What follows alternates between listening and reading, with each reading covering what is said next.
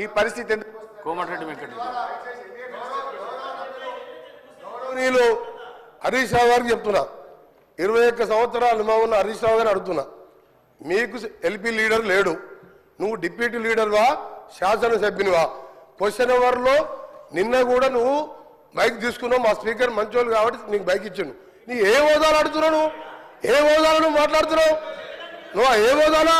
Gaurav sir ఒక నిమిషం sir, చాలా ఇంపార్టెంట్ ఇది ఫర్ ఎవర్.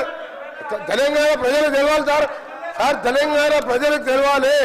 తెలంగాణ ప్రజలకు ప్రతిపక్ష నాయకుడు సంవత్సర కాలంగా సభకు రాకపోవడం ఈ సభనే కాదు తెలంగాణ ప్రజలని అవమానపరిచినట్టుగా ప్రజలందరూ అనుకుంటారు. అధ్యక్ష, ఈయన డిప్యూటీ లీడర్ సార్, ఈయన కార్యవర్గం ఏర్పాటు చేసినా ప్రతిసారి ఈయనకి ఎందుకు ఇస్తున్నాము అంటే మిమ్మల్ని అంటలేను, ఆయన అడిగే హక్కు లేదు, ఆయన మామూలు ఎమ్మెల్యే మాత్రమే. అందుకనే గౌరవ చెప్తున్నా, నా బాధతోని నల్గొండ ప్రజల కడుపులో ఆవేదన, ఫ్లోరైడ్ మూసి నీళ్లు చచ్చిపోతున్నారు సార్. ప్రజలు పేదవాళ్ళు, డబ్బున్న వాళ్ళు హైదరాబాద్కి వచ్చిండు, డబ్బు లేని దళితులు గిరిజనులు నల్గొండలు చచ్చిపోతున్నారు. అంత కనికరం లేదు సార్ వీళ్ళకు. ఎస్ఎల్బిసి సొరంగం 70% పూర్తి చేశాం. ఇరిగేషన్ మినిస్టర్గా ఉండి ఒక్కసారి సొరంగం రాలే. ఆయన నల్గొండ గురించి కానీ నా గురించి మరి మాట్లాడే హక్కు లేదు అధ్యక్ష. ఆయన ఒక గౌరవ శాసనం చెప్పుడు మాత్రమే, డిప్యూటీ లీడర్ కాదు, సిఎల్పి సెక్రటరీ కాదు, లీడర్ లేడు వాళ్లకు. వాళ్ళ సార్ మాట్లాడేది.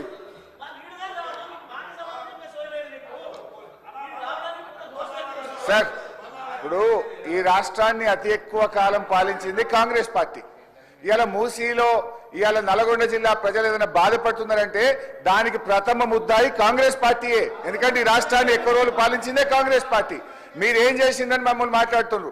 ఎస్ఆర్ఎస్పి స్టేజ్ 2 పనులు పూర్తి చేసి కాళేశ్వరం జలాలను నల్లగొండ జిల్లా తుంగతుర్తి, సూర్యాపేట, కోదాడ ప్రజలకు అందించిన పార్టీ బీఆర్ఎస్ పార్టీ. అధ్యక్ష, అనవసరంగా ఒకరోజు చర్చ పెడదామంటే పెట్టండి. కాంగ్రెస్ పాలన ఏం చేసిందో మేమేం చేసాము. జరుగుతున్నది క్వశ్చన్ అవరు. క్వశ్చన్ కు సూటిగా ప్రశ్నకు ఆన్సర్ జరిగితే 10 ప్రశ్నలు వచ్చేటువంటి అవకాశం ఉంటుంది. ప్రతిరోజు 3 ప్రశ్నలకు 4 ప్రశ్నలకే సభ పోతుంది కనుక దయచేసి మీరు ఒక్కొక్క ప్రశ్నను సూటిగా ప్రశ్న సమాధానం చెప్పేట్టు చూడండి. మంత్రులు లేసి రాజకీయ ప్రసంగాలు చేస్తే మేము ఇంటరప్ట్ చేయాల్సి వస్తుంది. దానికి అవకాశం ఇవ్వద్దని మిమ్మల్ని కోరుతున్నాం. గౌరవ సభ్యులు. Thank you sir.